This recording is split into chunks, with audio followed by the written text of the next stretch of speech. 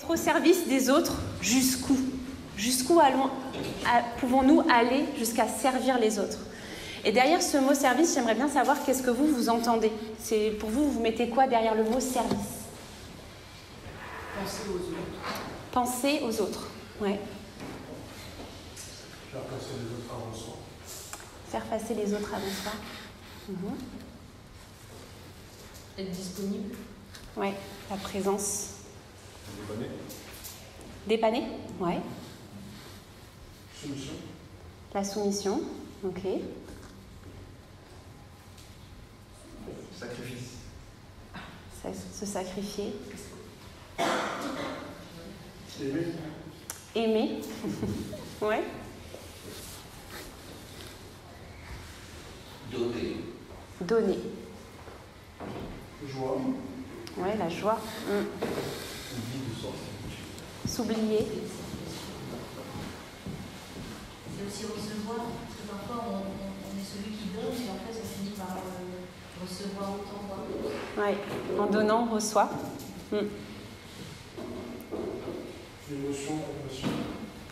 La compassion, les émotions qui sont liées, associées. Prendre du temps. Le temps, ouais, en lien avec la disponibilité.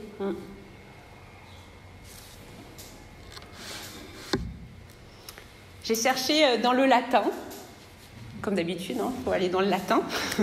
L'origine des mots, c'est important. Servitium, je n'ai pas fait de latin, mais servitium, ça veut dire état d'esclave ou de serviteur. État d'esclave, ça vient du mot service, qui veut dire esclave. Servir, à la base, ça veut dire être esclave de quelqu'un et c'est fortement lié à la soumission et à l'obéissance. C'est lié au fait de servir son maître. Et donc, du coup, quand on met le mot « service » en français, on parle d'esclavage. C'est intéressant, je trouve.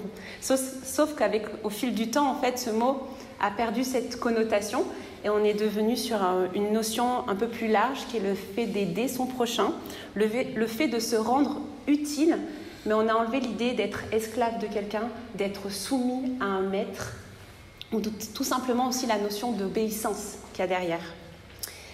Mais dans la Bible, le fait de servir son prochain, c'est fortement lié à l'amour du prochain.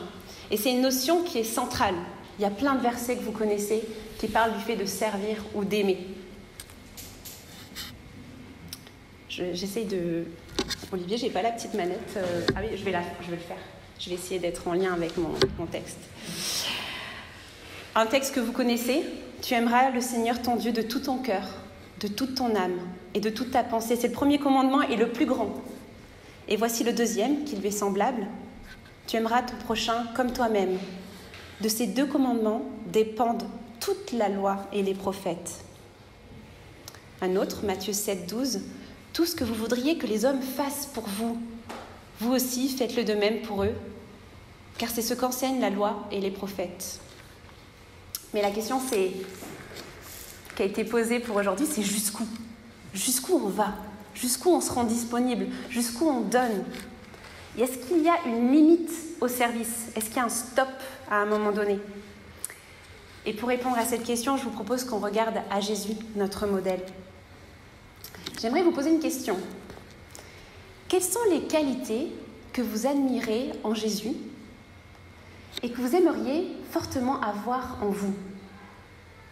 Qu'est-ce que vous admirez en Jésus et que vous aimeriez avoir en vous dans cette vie? Infatigable. Infatigable. Ah, il était fatigable, Jésus. Hein. Il s'est reposé. Hein. Ah.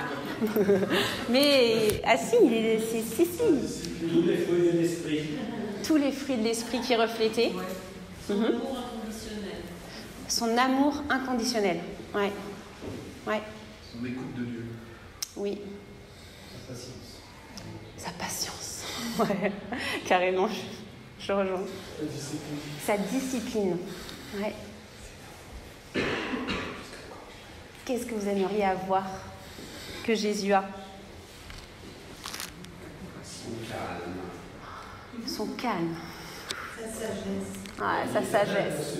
Ah là là. Vous imaginez sa sagesse, son calme, sa discipline, son amour inconditionnel. Ça donne... Capacité de répondre à une question. Il retourne le truc jusqu'à tourner la question qui fait qu'on est désamorcé. Sa force d'enseignement est toujours très pertinent. Pertinence. Générosité. Ouais. Ah ouais, il est généreux. Hein. C'est pas pile poil les poissons et les petits pains, hein. C'est l'abondance à chaque fois. Voir avec le cœur. Voir avec le cœur, ouais. En plein mille. La compréhension de l'autre. Comprendre l'autre.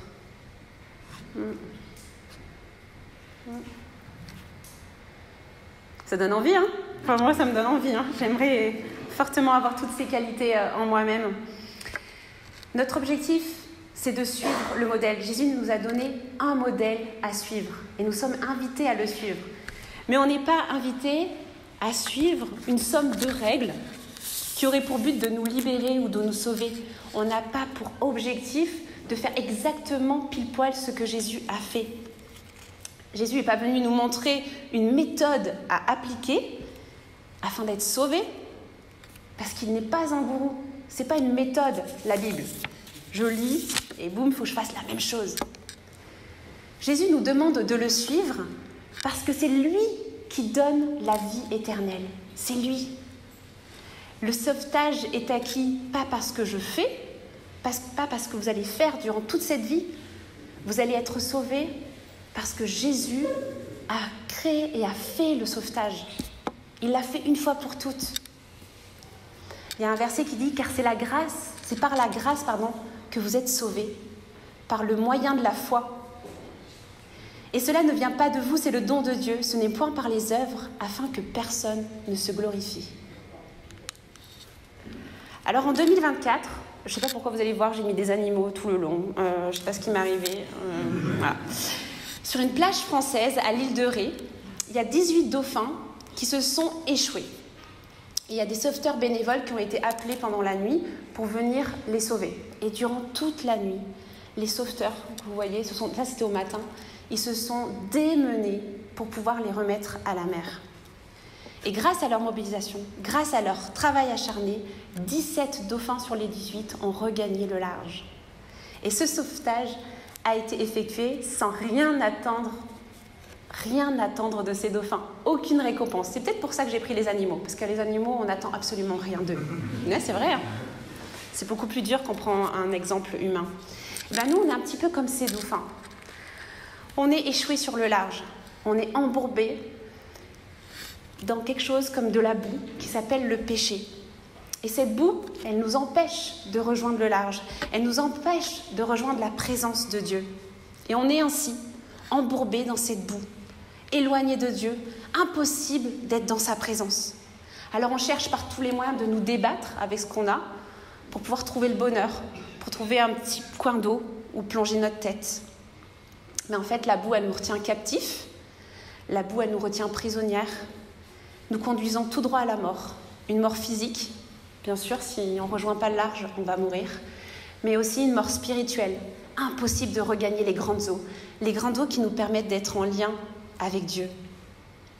Mais heureusement, Dieu ne nous a pas laissés ainsi. Il a envoyé son Fils. Son Fils qui a travaillé sans relâche, qui s'est démené jusqu'à mourir pour nous, afin que nous soyons libres. On peut lire ? Hop là. Pardon. On peut lire dans Jean 13 ce passage qui a pour but de nous montrer ce que Jésus a fait pour nous. Est-ce qu'il y a quelqu'un qui veut le lire ? Oui ? Avant la fête de Pâques, Jésus, sachant que son heure était venue de passer de ce monde au Père en ayant aimé ceux qui lui appartenaient dans le monde, les aima jusqu'à l'extrême. C'était pendant le souper. Le diable avait déjà mis dans le cœur de Judas Iscariote, fils de Simon, l'intention de le trahir. Jésus savait que le Père avait tout remis entre ses mains, qu'il était venu de Dieu et qu'il retournerait vers Dieu. Il se leva de la table, quitta ses vêtements et prit un linge qu'il mit autour de sa taille. Ensuite, il versa de l'eau dans un bassin et commença à laver les pieds de ses disciples et à les essuyer avec le linge qu'il avait autour de la taille. Merci. Il les aima jusqu'à l'extrême. La marque suprême de son amour, c'est que Jésus est devenu serviteur. Il l'a montré de plein de façons, tout au long de sa vie, mais particulièrement en lavant les pieds de ses disciples, dans un premier temps, puis en mourant pour eux jusqu'à la croix. Alors, est-ce que nous sommes appelés à nous laver les pieds le dimanche matin les uns des autres, ou à mourir sur une croix? Je ne pense pas que c'était l'enseignement de Jésus. En fait, ce que Jésus a voulu nous montrer, c'est encore une fois pas une méthode, mais plutôt une disposition de cœur. Un cœur qui se soumet à Dieu et non à nos besoins. Un cœur qui se soumet à Dieu et non à notre volonté. Jésus nous invite à l'imiter, c'est-à-dire à adopter un état d'esprit humble, un état d'esprit de service dans la relation envers notre prochain. Et vous allez me dire, mais comment c'est possible? Comment c'est possible avec notre propre petite volonté?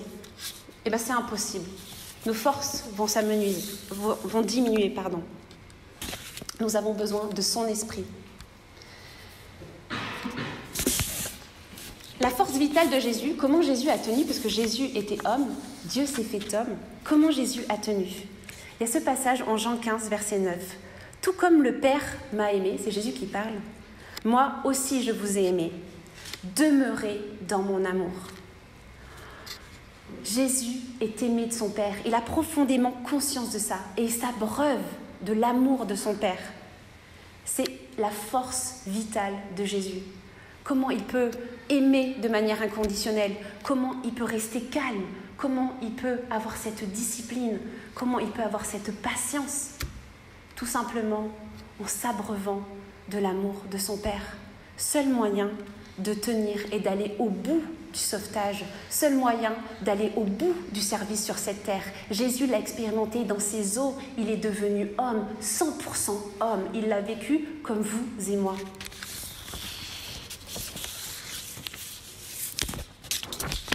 Suivre Jésus, c'est pas un asservissement, c'est pas de l'esclavage, c'est pas la méthode à appliquer. Mais suivre Jésus, c'est un épanouissement. On est passé de la boue aux eaux magnifiques. Le seul moyen d'aller jusqu'au bout, nous aussi, dans ce sauvetage, le seul moyen d'aller au bout du service, c'est de demeurer dans son amour. J'ai bien aimé, lors du congrès, la semaine dernière, à Perspective, il y a Mathieu Bangloff qui a proposé une différence entre une œuvre pour Dieu et l'œuvre de Dieu. Et j'aurais juste voulu qu'on puisse prendre le temps de le voir. Il disait qu'une œuvre pour Dieu, c'est quelqu'un qui discerne des besoins, qui les voit, qui va faire des plans et des projets et qui va demander la bénédiction de Dieu dans ses projets. Et ensuite, qui va agir. Le risque, ça peut être l'asservissement. Ce n'est pas forcément l'asservissement, mais ça peut l'être. Et il faisait la distinction avec l'œuvre de Dieu. L'œuvre de Dieu, c'est le fait de parler à Dieu, de lire sa parole et de prendre le temps, dans la présence de Dieu, de demander « Seigneur, qu'est-ce que tu veux que je fasse? Qu'est-ce que tu veux que je fasse cette semaine pour toi? Qu'est-ce que tu veux que je fasse cette année pour toi ?» De rester à son écoute et de se laisser conduire par lui et d'agir. Le risque, c'est de vivre la liberté en Christ. Alors vous allez me dire, les choses, c'est pas si simple. Parce que parfois, on est dans cette présence et puis rien.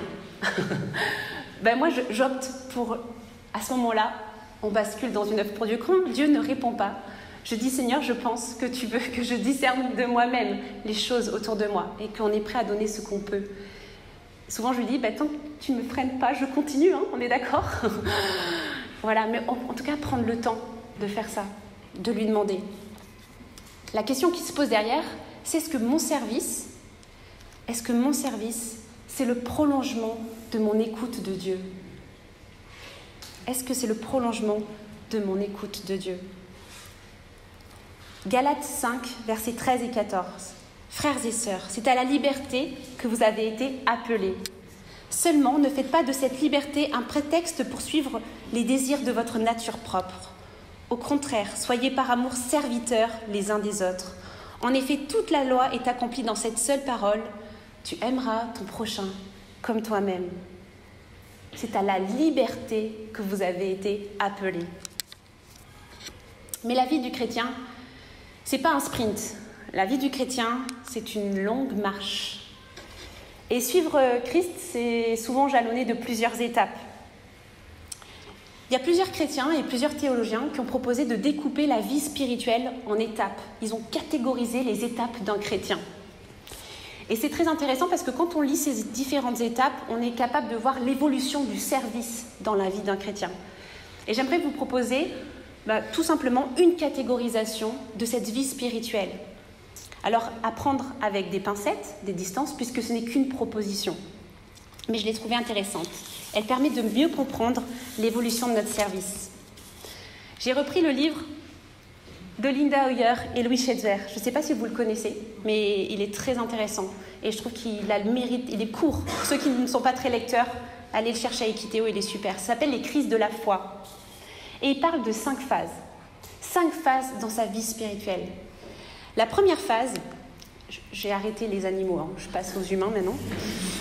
Première phase, c'est la phase 1, la rencontre avec Dieu, qui peut se manifester de diverses manières. Soit elle est brutale, elle est choquante, elle est marquante, soit elle est diffuse, et c'est un long processus. Et c'est souvent le cas pour les enfants qui sont nés dans des familles chrétiennes. C'est la découverte que Dieu est présent. Waouh, Dieu il est présent. Et quand on prie, on se sent écouté par Dieu, profondément écouté. Christ est vivant. On ressent sa présence.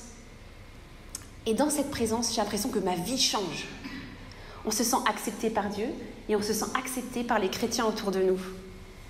Mais il y a un piège. Il y a un piège dans chacune des phases.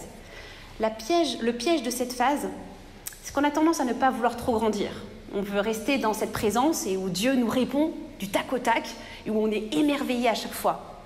Le risque, c'est que le jour où Dieu ne répond pas à ma prière, il n'est pas aussi immédiat, eh bien, j'ai tendance à le laisser de côté en me disant peut-être qu'il n'existe pas vraiment, peut-être que je me trompe. Et prendre Dieu un peu pour un distributeur automatique. C'est la phase 1. Et l'idée, c'est d'éviter ce piège-là. Pour éviter ce piège-là, on passe souvent à la phase 2. C'est la phase où on se pose énormément de questions sur Dieu. On cherche des mentors qui vont essayer de nous répondre à ces questions. Et puis, on va essayer d'approfondir la connaissance de Dieu au travers de formations, de lectures, de livres. On va à l'église régulièrement. Mais le risque dans cette phase, c'est de papillonner d'une église à l'autre avec la quête du mieux ailleurs. Vous savez, j'ai pris tout ce que j'avais à prendre dans mon église locale et puis maintenant je me dis ça a l'air pas mal exotique là-bas, c'est plein de trucs qu'on ne fait pas et j'ai encore plein de choses à apprendre et donc du coup je change d'église. Et on a tendance à vouloir s'abreuver un maximum sans à aucun moment donner de sa personne. Et l'idée, pour pas tomber dans ce piège, dans cette phase-là, c'est de très rapidement, même si je suis en formation, même si je suis en train d'apprendre plein de choses, et même si j'ai plein de questions qui n'ont pas été répondues, c'est de pouvoir dès à présent servir mon église locale, dès à présent pouvoir mettre un peu mes pas pour aider mon prochain, ou servir un café, etc. S'ancrer, s'enraciner dans l'église, s'impliquer dans la vie communautaire, même si je suis jeune dans ma foi. Ensuite, il y a la phase 3. La phase 3, c'est l'ère de la productivité. C'est le temps de l'action. On s'engage dans un service qui correspond à nos dons. On exerce sa vocation. On a l'impression de s'être trouvé, ça y est, pour le Seigneur. C'est source de grande satisfaction d'ailleurs. On apporte notre pierre à la vie communautaire et aussi on récolte, on bénéficie des services des autres. Le piège, c'est de tomber dans l'amertume. On se donne sans compter. Et le risque, c'est de se dire, j'ai pas de merci. Parce que par rapport à ce que fait l'Église pour moi, c'est pas top. Ou alors, on peut avoir un sentiment de toute puissance. On ne met pas de limite, on se donne sans limite et on met son identité dans le service.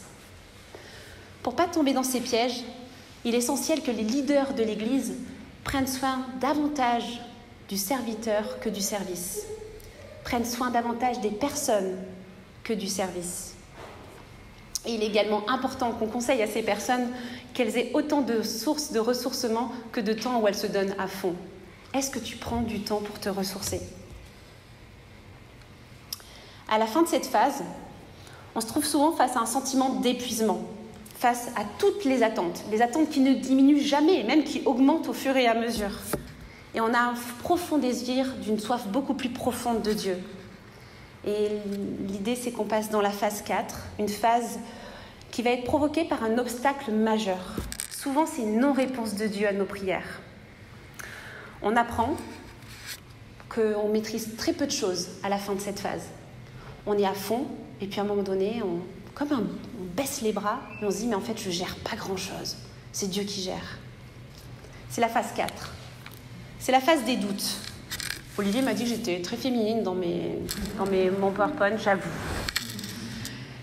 C'est un temps, elle est moins sympa cette phase, mais pourtant essentielle. C'est un temps qui est caractérisé par la perte et le deuil. La perte et le deuil. Et j'aimerais prendre pour exemple les doutes de Jean-Baptiste. Je ne sais pas si j'ai lu le texte. Oui. Alors Jean-Baptiste a annoncé la venue de Jésus-Christ. Quand Jésus est venu, il a rencontré Jésus et il l'a baptisé. Et quand Jésus a été baptisé, une voix s'est fait entendre du ciel disant que c'était son fils, que Dieu a dit c'est mon fils bien-aimé. Et Jean-Baptiste va se retrouver dans une prison. Voici ce que dit le texte. Dans sa prison, Jean avait entendu parler de ce que faisait Christ. Il envoya 2 de ses disciples lui demander « Es-tu celui qui doit venir ou devons-nous en attendre un autre ?» Jésus leur répondit « Allez rapporter à Jean ce que vous entendez et ce que vous voyez. Les aveugles voient, les boiteux marchent, les lépreux sont purifiés, les sourds entendent, les morts ressuscitent et la bonne nouvelle est annoncée aux pauvres. Heureux celui pour qui je ne représenterai pas un obstacle. » Alors Jean-Baptiste est en prison. Il entend parler des œuvres de Jésus et il envoie 2 de ses disciples le questionner. « Es-tu celui qui doit venir ou devons-nous en attendre un autre ?» Mais Jean-Baptiste a rencontré Jésus. Il l'a baptisé. Jean-Baptiste, il doute. Il doute de qui est Jésus. Il se retrouve en prison et il ne comprend pas. Il ne comprend pas pourquoi Jésus il fait autant de miracles, autant de belles choses. Les boiteux marchent. Mais pourquoi il ne fait rien pour lui? Pourquoi Jésus ne fait rien pour Jean-Baptiste? Jésus ne répond pas du tout aux attentes de Jean-Baptiste. Et donc, du coup, Jean-Baptiste est en crise. Il est dans une crise spirituelle. Il remet en question. Il remet en question ce qu'il croit. Il remet en question ce qu'il pense et ce que Jésus fait même. Et il est possible que dans nos vies, nous sommes dans cette phase 4. Peut-être qu'il est possible que tu as des attentes vis-à-vis de Dieu et auxquelles Dieu ne répond pas. Et auxquelles ça crée des tensions à l'intérieur de toi. Tu vois comment Dieu répond chez les autres, mais pourquoi pas chez toi? Et ça crée une tension. Et ça remet en question. Et dans cette phase, il y a un fort besoin de lâcher prise. Alors c'est facile, hein, quand on dit lâche prise. C'est traverser le mur, traverser l'épreuve, traverser le chemin dans le désert, en acceptant que ce soit flou, en acceptant que ce soit inconnu. C'est un chemin que la Bible dit étroit, très étroit. C'est un chemin qui n'est pas beaucoup balisé. Il n'y a pas beaucoup de repères où on peut se repérer et se dire « Ok, je suis quand même sur le bon chemin ». C'est rempli de doutes. Pourtant, l'Esprit de Dieu nous guide pas à pas dans cette étape, même si parfois on ne le sent pas, même si parfois on ne le voit pas. Il y a des pièges aussi dans cette étape. Il y en a plusieurs. Le premier piège, c'est de rester dans la phase 3. De se dire « Ouh là là, la phase 4, elle n'est pas très agréable. Je vais peut-être rester dans un activisme acharné, au moins je ne penserai pas. » Ou alors on est dans l'immobilisme. Incapacité à avancer. Les personnes prennent une position de victime à ce moment-là. Dieu ne fait rien pour moi. Ou alors de colère. Pourquoi Dieu m'a abandonné? Pourquoi il me laisse? Certains même cherchent à tout prix à guérir, en priant avec acharnement pour la guérison. Dieu doit leur obéir. Le mur doit tomber. Dans cette phase-là, c'est important de ne pas rester seul, mais de parler. De pouvoir parler à quelqu'un. De pouvoir exprimer tout ce qu'il y a exprimé avec toutes les émotions que l'on peut ressentir. Mais ce qui est positif dans cette phase, même si elle est très compliquée, c'est qu'il y a une phase 5. La phase 5, c'est la phase de l'abandon. La nuit obscure nous a appris à redécouvrir Dieu autrement. On passe de « Mon Dieu, pourquoi m'as-tu abandonné? Pourquoi tu me laisses ?» Et on chemine tout doucement, et parfois c'est lent, et je sais que c'est pas simple, vers mon Père, je m'abandonne entre tes mains. On arrête de courir dans tous les sens pour nous prouver des choses, et on recherche davantage des temps de silence et la présence de Dieu. C'est une étape dans la vie où on est prêt à accueillir l'action de Dieu, ce qu'il est prêt à faire, mais on est aussi prêt à accueillir sa non-action dans nos vies, son silence profond. On accueille sa volonté et on s'y abandonne avec foi. L'Église, c'est le rassemblement de toutes ces personnes qui sont à des phases différentes. On est tous à des phases différentes aujourd'hui. Et le service prend des formes différentes à chacune des phases. J'espère que vous avez pu l'entendre. Et il est important de comprendre chacune de ces phases, pour ne pas attendre quelque chose de quelqu'un qui n'est pas du tout en mesure de nous le donner. Il ne peut pas le donner à ce moment-là. Ou alors, plutôt, il est important de comprendre ces phases pour pouvoir solliciter et mobiliser les personnes au bon moment. J'aimerais conclure. Le service, c'est la réponse concrète au sauvetage de Dieu, au sauvetage que Dieu a acquis en Jésus-Christ. Et ce sauvetage, il nous amène à plein de liberté. Il n'y a pas de méthode pour suivre Christ, il n'y a pas de limite. Rappelons-nous des paroles de Jacques. Si la foi ne produit pas d'œuvre, elle est morte en elle-même. Jean Calvin disait « Seulement la foi sauve ». Mais la foi n'est jamais seule, jamais. Et le service chrétien, notre service, se nourrit de la présence de Dieu, afin qu'on puisse trouver la motivation au quotidien, jour après jour, tout au long de la marche, mais aussi qu'on puisse trouver l'orientation que doit prendre notre service. Parce que ce n'est pas les responsables qui vous le diront, c'est dans votre présence avec Dieu que vous le trouverez. Alors peut-être qu'on peut vous aider à discerner vos dons, mais c'est dans la relation que vous aurez avec le Seigneur que vous saurez exactement qu'est-ce que vous devez faire. Avancez pas à pas. Nous, on sera là pour vous accompagner et vous encourager. Par contre, notre service peut s'essouffler. Notre service peut être remis en cause en raison des épreuves de la vie, ça c'est vrai. Et on peut passer par de nombreuses étapes. Et dans ces étapes, des temps de parenthèse, des temps de prise de recul sont nécessaires pour mieux rebondir. Pour mieux rebondir, parce que le service chrétien, le service de l'Évangile restera. Il restera et il demeurera malgré les choses difficiles, malgré les étapes difficiles. Il ne cessera jamais, mais il se transformera. Il se transformera et il demeurera parce qu'il fait partie de ton ADN, de mon ADN, en raison de ce que Christ a fait. Et il demeurera jusqu'à l'éternité. Alors vous l'avez compris, le service c'est pour toujours, pour toujours. Mais le jusqu'où? Jusqu'où? J'en sais rien. J'en sais rien pour toi. Seul Dieu peut te le dire. Seul Dieu peut te le dire. Je propose qu'on prie.